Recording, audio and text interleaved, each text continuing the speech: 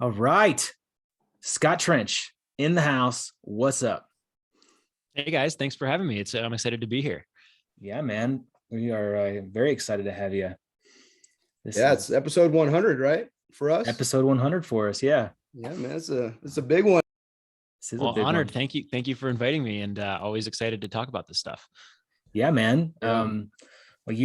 We're all here in Colorado, but all in different locations. David and I are in our beautiful basements, and you actually are in a nice Bigger Pockets headquarters. So Yeah, I David was has particularly impressed with David's background decorations. he's done a lot. He's done a lot with Hey, it. He's really check creative. it out, guys. Check it out. Hey, I will tell you the basement does relate to what the future is going to be. It's a good, I don't want to call it a dad failure. I call it a mom failure. Sometimes we start with some parent failures, Scott, and we're setting our basement up. We have a hockey table, air hockey, and we have a little basketball thing that, good competition. But my wife and I have been known to be a little bit tiny competitive. And my wife and my daughter were playing air hockey, close game. Maya kept putting her hands over the edge, so it was hitting her. And she got upset. And Erica's like, "Don't put your hand over the edge. Like, you don't do that. You just don't do that." And so Maya, my daughter, said, "Well, don't you care?" And Erica said, "Well, yeah, but we're playing a game. Don't do that." And she got sensitive and she walked away. And my wife says, "You quit, I win." I think that's perfectly logical. Got to learn sometime. Oh, it's so good. My daughter's crying. She's like, "You don't even care. My hand hurts." And she's like, "Dude, we're playing a game. It's a competition. You quit, I win. See ya next." The next kid cycled in. And so I think it was a mom win and failure at the same time. It's a good life lesson there. What would you have done? Same thing, man. You can't quit. You quit in the middle of it, you forfeit. Like, that's it. Like, what? You got to work through the pain, right? Makes sense. One day. Similar. Have you guys? I didn't even know this game like I played it when I was a kid, but my son, he's 4, Scott, and we give him like an allowance every now and then, and he really wanted to go to the store and buy something. So he went to the store yesterday and he bought Hungry Hippo. Have you ever played Hungry Hippo? Like, I have. He brought it home last night and we played for hours. And similar, like I wasn't going to just play easy. Like I was playing my heart out, just slamming hippos, and like my son was like getting angry because I kept on winning. And I think as a dad, we should show our kids that they're not gonna win every time, right? Like they're not gonna get a trophy every time. I think that's right. I think Hungry Hippo is a great analogy for the 2021 real estate investing world. Oh, yeah, that's good. That's good. I do. That's why you're Scott Trench. That's why you're CEO of Bigger Pockets. Everyone's just gobbling up as many properties as they possibly can. Doesn't matter what the price is. Just clicking. Yeah. So I love that, man. That's great. That was my attempt. Yeah. That's good, man. Well, hey, Scott, real quick before you kind of, tell us a little bit about yourself, what I've appreciated about you and where I met you in Annapolis. I think you had just given a talk to some midshipmen about financial future and just being financially set for life, right? The book that you wrote. And I think your passion to serve others, to help others, to love on them, to achieve their highest and best and become financially free so they can be truly achieve what they were created to be. I think that passion is awesome. I respect it. The fact that you put it in a book. I respected the fact that you took your time to come out to Annapolis, talk to a bunch of midshipmen, future naval leaders, and that you sat down with us, a couple knucklehead officers, and we broke bread at the Great Iron Rooster. And I think just your heart to do that. I want to make sure that that's captured before you. I'm sure you're going to talk about yourself and you'll be overly humble, but I want to make sure our audience knows that you have such a heart for service and such a heart to give back and see people achieve their best. And that's a mission, Bigger Pockets mission as well, to help people achieve this level of financial independence. And I just want to throw that out there before you kind of give your intro to set the scene for who you are and what you bring. So really appreciative of you for doing that. Oh, well, thanks. And that was that was a lifetime honor to get invited to speak at the Naval Academy. So you don't turn that down. And I've always had a long fascination with the Navy, and I grew up near Annapolis, but the splendor of the Naval Academy there, and I got a fascination with submarines. In another life, I would have been on a submarine and aspiring to become a captain at some point, over a career with that, and wrote my college thesis on that. So like all the military branches, but special place for the Navy, and a big fascination with that. David got to spend some time on a submarine, didn't you, Dave? Yeah, you know, it's funny. I spent time on multiple submarines, and you know, last time we met, Scott, I was really pushing hard to try and get to see if we could get you on a submarine out in Connecticut. I knew he was the officer in charge at the time, and I was like, hey man, if we can get this guy out there to speak to the sailors, can we get him in a sub? And he's like, we'll try. So it didn't work out, but I'm not giving up on it. We're gonna get you on a submarine one of these days. Yeah, I always love that. The Admiral Rickover in the nuclear Navy thing was just yeah. So anyways, yeah, thank you for that. And it was great to meet you there, and great to talk to you again now, and love it all. Yeah, man. So if you could just, most of our audience knows who Scott Trench is and knows Bigger Pockets, but give us a little background about kind of who you are, where you came from. You said you grew up in Maryland, but what after that? Yeah, so grew up in Maryland, went to school at Vanderbilt in Nashville, Tennessee for 4 years, graduated in 2013. And right after graduation, I started my career at a Fortune 500 company as a financial analyst, making about $50,000 a year. And immediately within 3 months, kind of stumbled across the financial independence, the FIRE movement, and became obsessed with that. I began following a blog called Mr. Money Mustache, and really kind of, again, drank the Kool-Aid for Mr. Money Mustache. He has a very hardcore, extreme, I think a lot of people would agree, it's an extreme mentality around savings and bringing your annual spending as low as possible in order, one, to accumulate more wealth, but two, require less wealth to actually fund that long-term lifestyle, right? If you spend $25,000 a year, you both accumulate more money and you need less passive cash flow to sustain that lifestyle. So really, really drank that Kool-Aid. And simultaneously, you know, I realized, okay, that's great. I have a 10-year path to retirement, but is there a faster path that I can do? And that's where real estate came in. So I got really interested in real estate as well and began following a company called Bigger Pockets. In 2014, I started my career in August 2013. By the next August 2014, I was under contract on my first rental property. I might have been a month away. I got on a contract in October, but about a year after I started my career, I was under contract on my first rental property, duplex house hack, and I had joined the startup Bigger Pockets as the third employee at that point. And then from there, from 2014 to the present, I've taken more and more operational responsibilities, bought a handful of properties, about one every year and a half, every 18 months, and kind of scaled my portfolio, invested in stocks, and find myself CEO here after our founder stepped back in 2018 and we brought on some private equity partners. Yeah, that's pretty incredible. And would you say that your passion when you were you know, with the FIRE movement, is that what kind of prompted the beginnings and set the seeds for the book that you were going to write, Set for Life? Yeah, I mean, I was obsessed with the FIRE movement. I couldn't, you know, I think maybe many people or some people that are maybe like me, who kind of stumble across this, you go down the rabbit hole and you're like, why was this not something I was taught in school? Why is this not the worldview of essentially everyone with respect to money? So I became a little obsessed with it still obsessed with it. What am I talking about? But I became very obsessed with it and probably was a bit annoying, talking about this to every single person I knew, family, friends, coworkers, you know, random people at the park. And that, I think that obsession kind of, my outlet for that came at Bigger Pockets when, you know, I was the director of operations. I had to spend, you know, 8 to 5 working on operations here, selling advertisements, customer support, working with the customer support team, doing those types of internal things. But at night from 5 to 10, I'd be writing blog posts and posting on the forums and that kind of stuff. And so the book, really most of the concepts in the book were originally constructed in the form of blog posts over the first 4 or 5 years while I worked here at Bigger Pockets.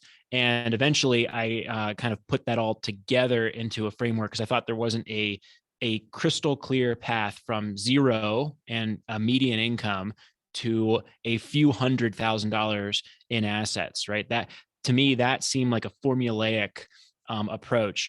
the opportunities available to somebody begin to multiply as you have tens or hundreds of thousands of dollars in wealth that you can access outside of your retirement accounts, outside of your home equity. Once you have that, you can start businesses, you can buy real estate, you can buy alternative assets, and the options begin to explode and the paths begin to diverge. But to really get started for that median income earner with little to nothing working a full-time job, I thought there was lacking a path to kind of get from zero to 500,000 or so in net worth in a rapid amount of time.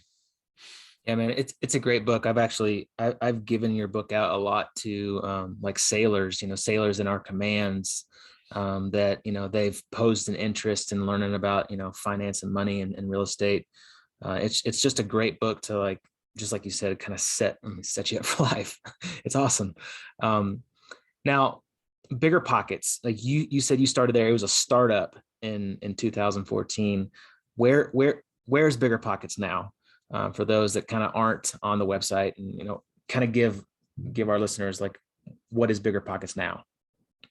Yeah, what is Bigger Pockets now? Bigger Pockets, I think, is evolving to, or we're kind of shooting for this, is like one-stop shop, right? So when you want to invest in real estate, there's an entry price, and it's not just in dollars in the form of down payment. It's a several hundred-hour investment of time in learning about all these financial models, or all these frameworks that go along with investing. How to deal with tenants. Should I allow pets in my rentals?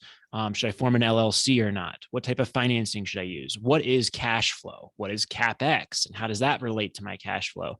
And those frameworks, I think, only kind of fall into place neatly over the course of, I think, a several hundred-hour investment in self-education. And what's more is there are general things that apply to every real estate investment, like how to manage your taxes or how to compute cash flow.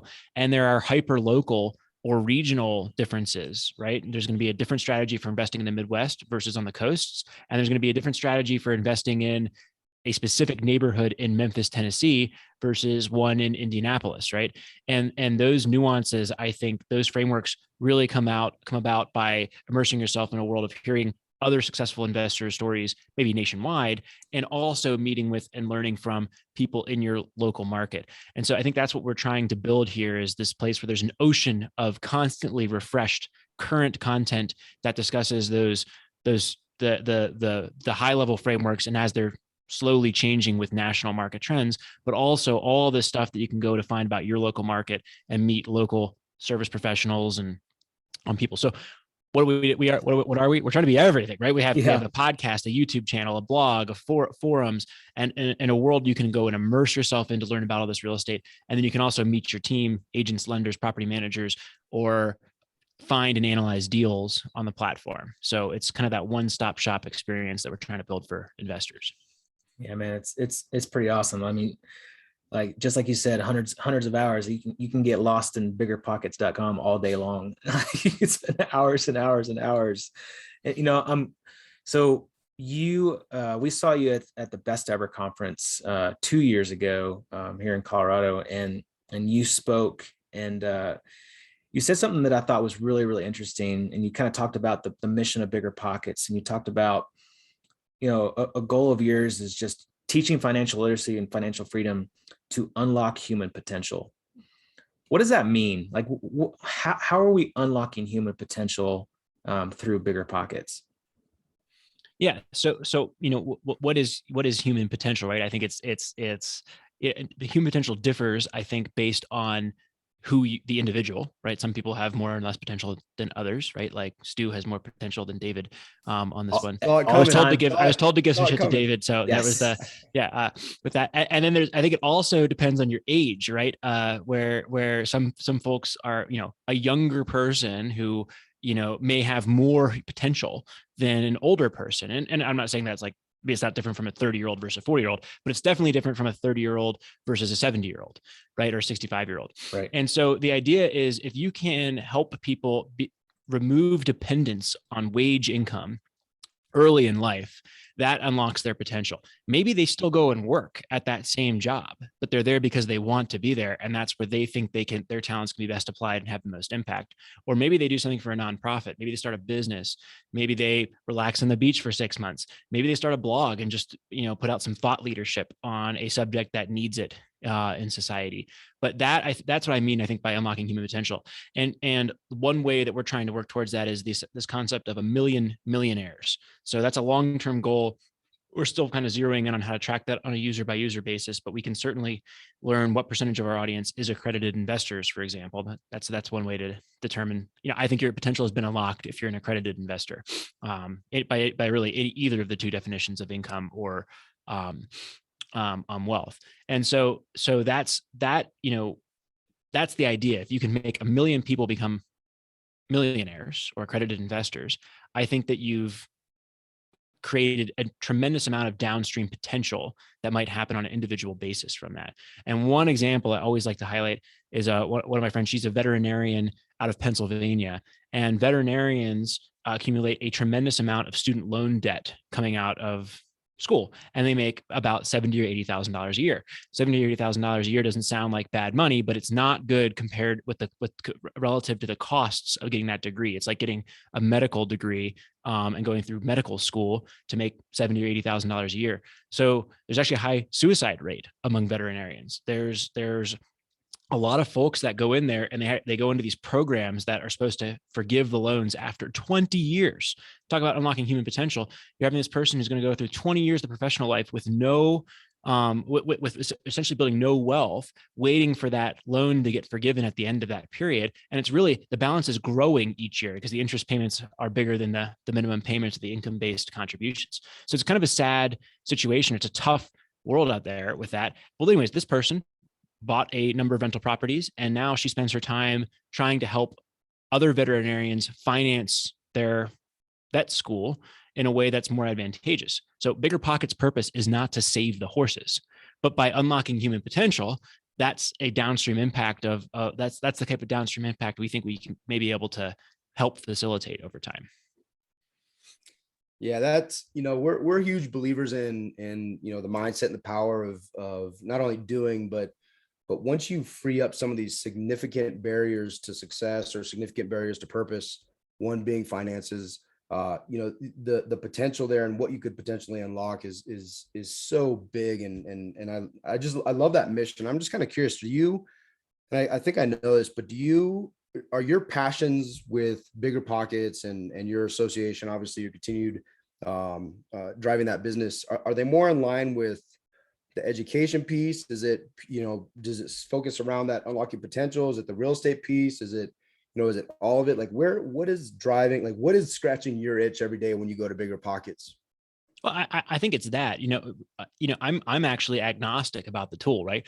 To get there. For like, from a personal career perspective, it's helping as many people become financially free as possible. But real estate is one tool in the arsenal, right? You have stocks, you have small businesses, you have other types of assets. Like I've written a book. That's one, a path or a component of wealth with that. So there's an infinite number of these approaches there. Real estate just happens to be a very good one for people within a specific range. Like if you're making $50,000 to $200,000 a year, real estate can be and you're working a full-time job, real estate can potentially be a way to get to financial freedom more quickly than a stock investment if you're willing to take on a little bit more risk and pay that entry price in hours to get started with it than a passive stock approach. And it may be less all-in work than starting a podcast or a small business or whatever that is.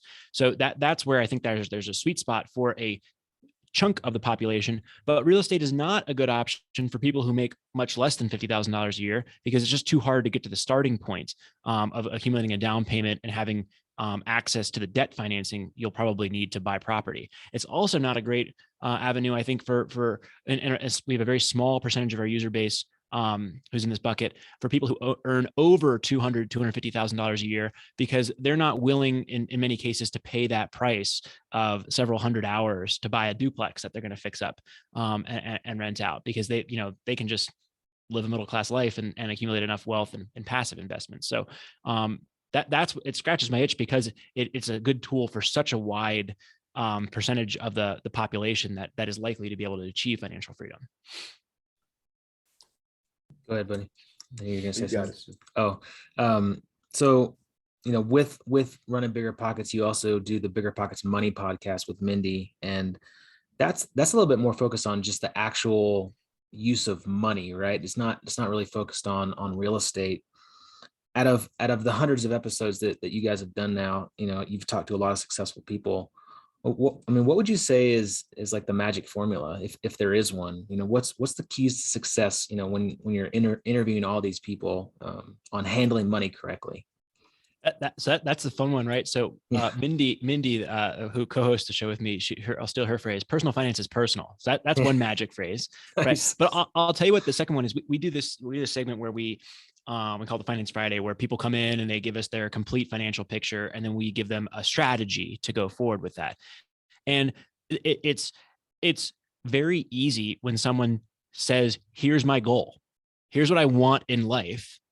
How do I do that?" Right. And how do I get there and make that happen? Right. If your goal is to have the largest pile of money you possibly can at 65, okay, there's a strategy for that. Right. Let's put all the money in let's have a very tax advantaged approach. Let's put all the money in retirement accounts. Let's buy real estate. Let's keep a high level of leverage, right? If my goal is in 3 years, I want to be done and have a stable, conservative cash position, you've got another approach, right? And that's that might involve paying off the rental properties, shifting the money out from the retirement accounts and applying it all into a high cash flow, relatively conservative after-tax portfolio, right? So when you have somebody who doesn't know what they're doing, that's the question. So if you're somebody who knows what you want, the strategy will hopefully become very clear very quickly. If you don't know what you want, then the formula that I would hand almost everybody is go for flexibility, right? So build out, the trap that I think a lot of people who don't have intention with their money fall into is they end up with a $400,000 or $500,000 net worth after a 15 or 20 year career, but it's all in their retirement accounts and their home equity. And they've got $3,000 in their bank account and $4,000 in their credit line. And it feels tight month after month after month, like they're not getting ahead anywhere. Stop that.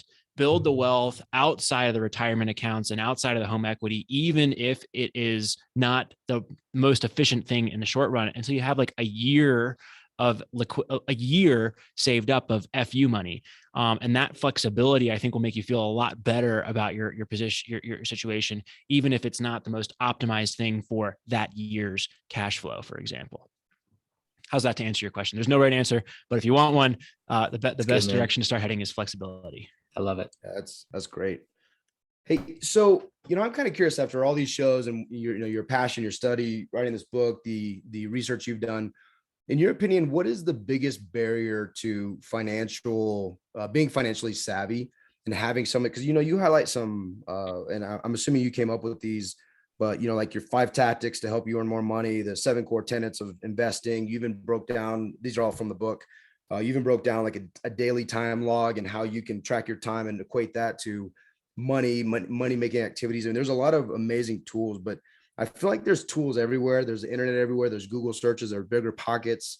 What do you think is the biggest barrier to people actually becoming financially savvy, and how do we address and defeat that?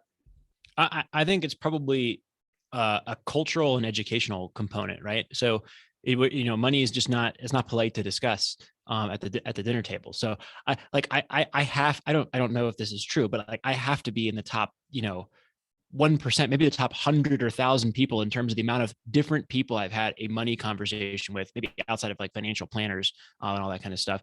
And that just can't be.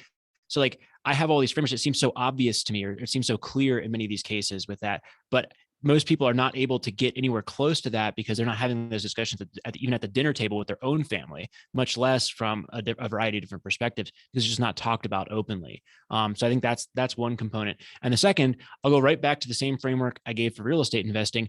I think there's a several 100-hour level of investment that one needs to put in to really become, if not an expert, a journeyman on the way of the ins and outs of personal finance in a general sense. And again, a lot of people just don't want to pay that price. They'd rather listen to the true crime podcast or, read the novel or whatever, instead of go through the effort to accumulate those those basic frameworks. So those would be my two best answers on the spot for your question. Yeah, it's interesting because, when growing up as a kid, just like you're saying, like talking about money was taboo. Like I had no idea what was going on in my parents' world as far as money goes, and I think that was pretty standard, for that generation. And I know David and I both have a goal to really change that, to talk about finances, and I had my son buy his own game with his own money that he earned, to buy Hungry Hippos. And we're playing the game Cash, Robert Kiyosaki's like Cash Flow for Kids, and talking about assets and liabilities and talking about money. But I still don't think that is the norm. So like, how can we shift that? How can we get to a point where we are talking about money and it's not a taboo thing? I mean, is that just something that's never going to change? What do you think? I think we just have to keep doing what we're doing, right? Make it free, make it accessible. And then, we have the next challenge is it's free and accessible already. With that, how do we make it more entertaining than the next thing that is out there for folks, so that when they're in the car and they're on the way home from work, they're listening to a discussion that is informative, and something that they're going to learn from, either so action-packed and so dense with information that it would be foolish to avoid the value of whatever content's out there. And then, or it's fun and entertaining enough to digest. So I think it'll just take time. In the meantime, I will say that I think a consequence of this is income inequality is going to increase, because, I think social media and these, what you're doing with your free time, what kind of music or podcasts or books on tape you're listening to in the car, I think that's going to amplify whatever it is you're interested in. So if you're in this rabbit hole of personal finance, you might be listening to hundreds, you might be listening to everything, and that's going to have a multiplier effect on your wealth over time, versus the person who's not even getting started with that. They're going down another rabbit hole that maybe is going to have a different outcome for them over time, based on what they surround themselves with. And that'll impact the family down the line too.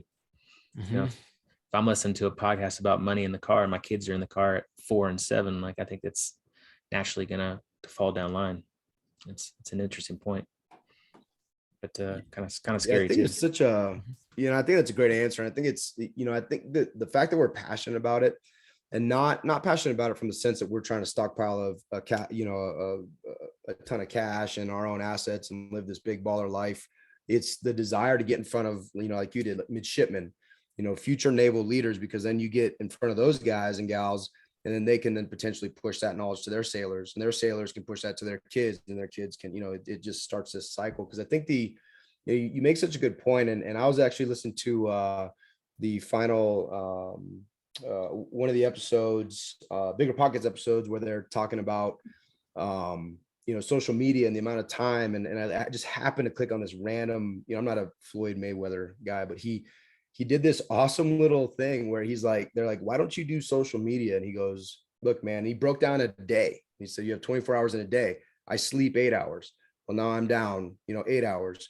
Then most people go to work for 8 hours a day. So now you're down 16 hours. And he said, then you have 3 meals a day. Maybe that's 3 hours. You're now at 19 hours of time that has been consumed. Where's your focus time?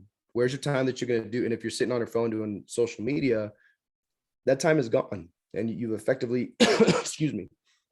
I think David Green was saying, man, I can just go through and I feel like at the end of the day, I accomplished something, but I really didn't accomplish anything. And I took away from family time or whatever. That's how people are approaching life. So I think that the message and what you're doing is so powerful for the people but they have to listen, right? You have to get in front of them. You have to listen. And I think that's a great effort. And that leads to my question is, what do you see for your future? What is this? What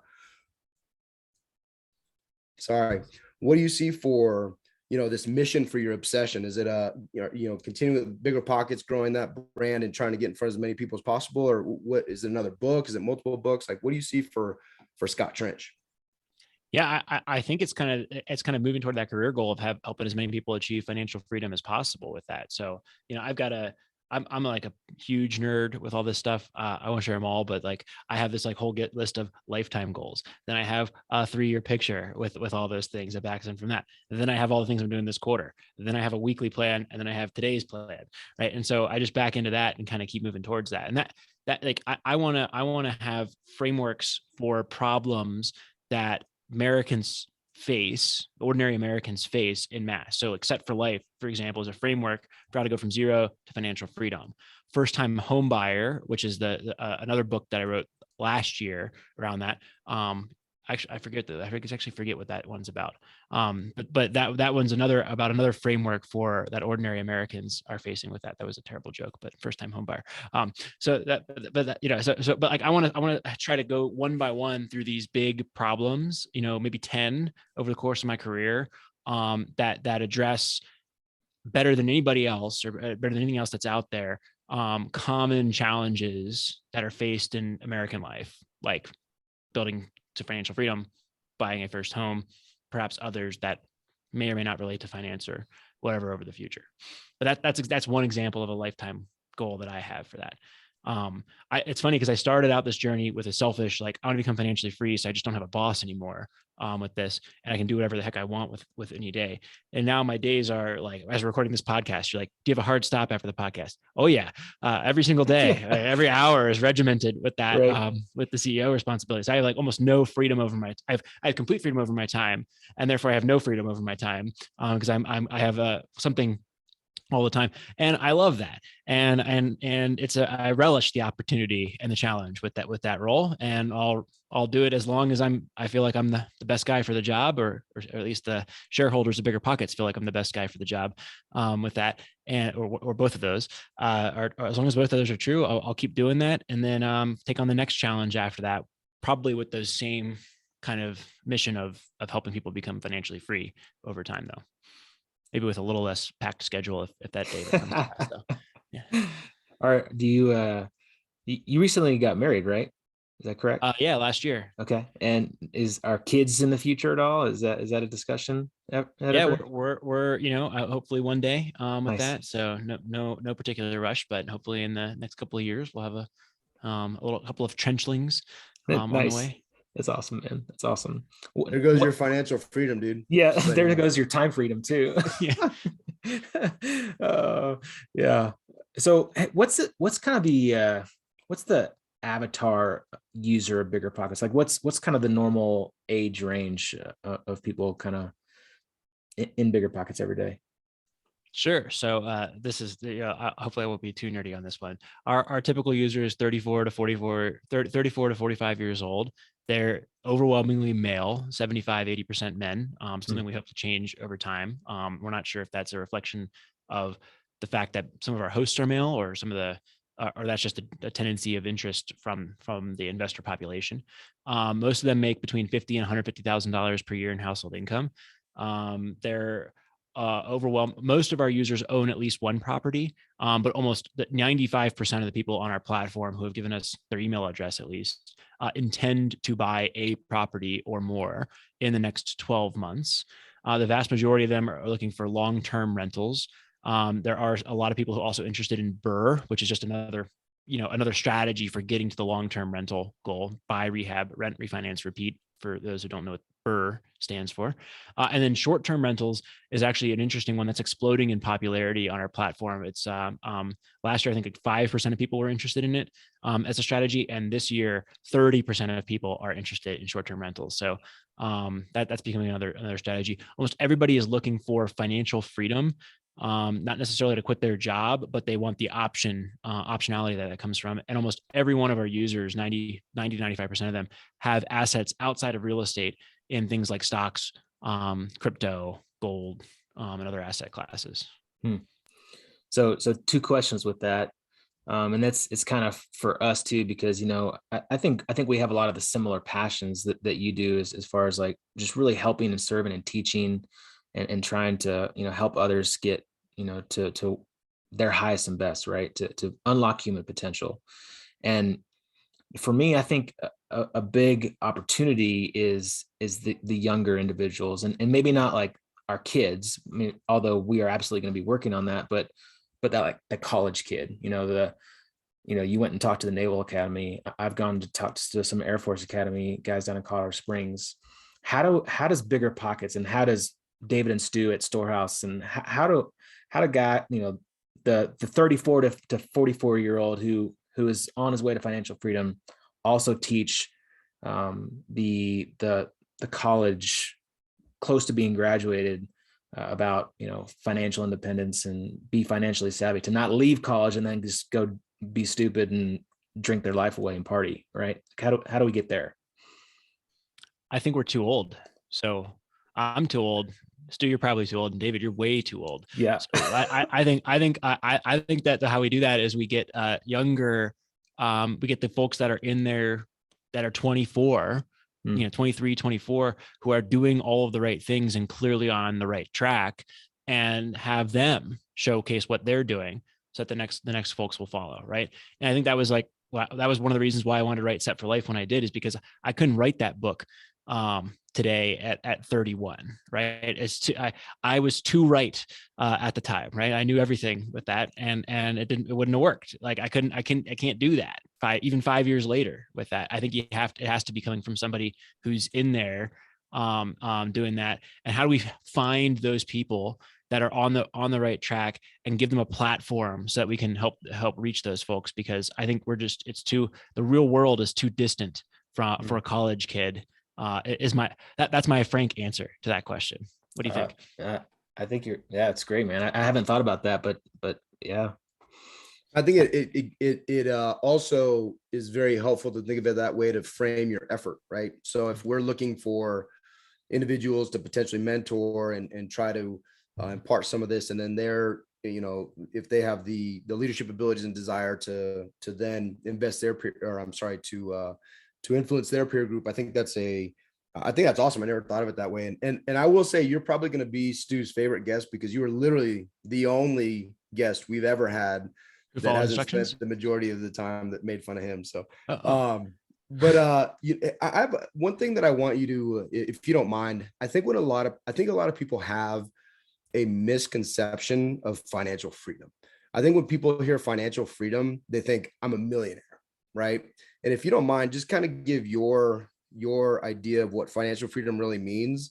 And I think that'll help people to better contextualize it for themselves, and also realize that the idea of financial freedom, the idea of becoming a millionaire, is almost too ambitious for a lot of people. It's almost too big, and so they never start. But the true idea of financial freedom is not that. And I think more people need to hear that message so that they can get started and realize that it is an achievable goal. Well, I'll break apart the concept into two phases, right? There's financial runway and there's financial freedom, right? And so it's not an event, it's a process, right? Financial, and when I discussed this with the midshipman, I said, to a college kid, financial freedom is $5,000 in a case of natural light, right? And that changes as you graduate and get a family and things go on, right? To a family of four, financial freedom might be $1 million, and that might be the minimum, right? For that might be a bare bones financial freedom number for that person. So it's a spectrum with this. But I would say, if you think in terms of financial runway, that's something more bite-sized. So what is financial runway? It's the amount of time that you can survive without needing another paycheck, right? So if someone has $10,000 in the bank and they spend $6,000 a month, they have 1 to 2 months of financial runway. If someone has $25,000 in the bank and spends $2,000 a month, they have a year of financial runway. So it's relative to that spending. I think I mentioned earlier in the conversation, I talked about Mr. Money Mustache and the fact that if you spend less, you can accumulate more, and you need less passive income to become financially free. The exact same math applies to the financial runway component. If you can reduce the permanent long-term spending rate for you and your family, you accumulate more, and you need less wealth to have that year of financial runway. And I think options or that itch to start to try to realize the next opportunity will start really materializing for many when they have a year of financial runway. It'll become obvious that you're wasting your time at something. If you're at a job where there's a way better opportunity over here, that'll become super obvious if you have 5 years of financial runway. And, permanent financial runway is somewhere between 5 years and 30 years of time, 35 times your annual spending and 30 times your annual spending. So there's a rule that's out there called the 4. If you're looking for like, what is a concrete number that says I'm financially free, totally done, that's going to be what this concept called the 4% rule. So it says, if you have $1 million portfolio, in every market condition in modern history, you could have withdrawn 4% of that portfolio per year and never run out of money over a 30-year period. Mathematically, the difference between 30 years and forever is not that large. So if you ever start trending below your long-term goals on that asset base, you can course correct over the course of 30 years. So if you can save up 25 times your spending, or a portfolio such that you can withdraw 4% of it per year, you're done. You're financially free, according to even a really, really conservative viewpoint on that. But a better way, if that seems like too big of a goal or too distant of an objective, financial runway is something that's more concrete that you can build within a matter of a few years to begin pursuing some more of those opportunities. And you'll have better and better options, and I think a better and better day-to-day life as that runway extends, even before you hit permanent financial freedom. And I love that. And thank you for doing that and breaking that down so well, because I think it shows that people can have a bite-sized approach to this. And it's also iterative, right? So as you get that year, to get the second year, all the lessons you learned for the first year, it's not like another year to get the second year. You are just going to continue to the opportunities that arise, whether it's from your human capital that you freed or the opportunities through networking or whatever it is. Like you said, those opportunities will become so obvious because you're not so myopically focused on, I need to pay the mortgage next month, right? And so I think if we could get out of our own way in a lot of these situations and recognize, okay, it's not a home run. You don't have to hit a home run to achieve this runway. You could hit a couple singles. And when you hit singles, those accumulate into runs, and then those will accumulate into better and better and better, whatever it is, deals, investments, opportunities, network of folks to present that kind of stuff. And I think that, excuse me, that idea is, I mean, you said it beautifully, right? I think it really helps to frame that and shows that we can achieve this. And it's not, something that's out of our reach, out of our grasp. Yeah. Even like another twist I like to add to that, like hit singles, right? Is there's 4 levers you can pull to build wealth. You can spend less, earn more, invest, and create, right? Create, you can build a business or create an asset. And I think it's important to have a formula that will just get you to where you need to get to over time, right? That's what most people, I think, grasp and understand. I save $500 a month, compound interest carries me to $1 bajillion over, 50 years with that invested at this rate. That's great. You need that formula, and your month to month, you should have a system month to month for applying that formula. But I think if you focus on flexibility in the first year or two and ignore that formula, or at least heavily weight flexibility first, then you can apply that formula for the next 30 years. Know you're going to hit that goal, but you can also seize a couple of those opportunities that might just turbocharge you past your goal, like starting a podcast, like what you guys are doing, or whatever it is, right? Those are the things that outside of your nice, clean spreadsheet can bring about those dreams way, way faster, right? And that's where having, I think, that flexibility and being prepared to use it to make that career leap or start that business or buy that house hack or rental property. Those are things that I think can turbocharge it. And I think having both of those concepts in your mind is hard. They can't be done simultaneously, but understanding the value of both in a practical way, I think if you don't do that, you're going to miss one of those. I love it, man. That's good stuff. Well, dude, I know we're kind of running to the end of time here, but I got one more like super important question for you here. And we just had a snow, and David was making fun of me on the last podcast recording that we had when I told him I'd just finished up using my snow blower to get all the snow off of my driveway. So question for you, Scott, do you use a snow blower or do you shovel your snow off of your driveway? Super important question. I got a way better answer than that for this. I rent. I own a bunch of rental property. I rent. So I got a landlord who takes care of that stuff. So this is okay. Okay. That's a great answer. It is a good answer. If you were to remove snow, would you use your able body, or would you rely on a machine to do it? All right. So if I didn't have a landlord, and if there were no neighborhood children, I couldn't overpay to do that for me. Wrong dude to ask, man. Then I would probably use a shovel. And the only reason is because getting the freaking snowblowing machine seems like more of a production than actually just shoveling the driveway with it. So. That's awesome. That's awesome. Wrong dude to ask. Wrong dude to ask. It's like, I would do anything to not do it at all. Right. So basically, I would hire somebody to do that. In Colorado also. First of all, I would buy a house in Colorado that faces south. Because then you don't have to worry about it. Yeah. Okay. That's the best answer. See, I think of it differently. My house, my backyard faces south, so I have to shovel.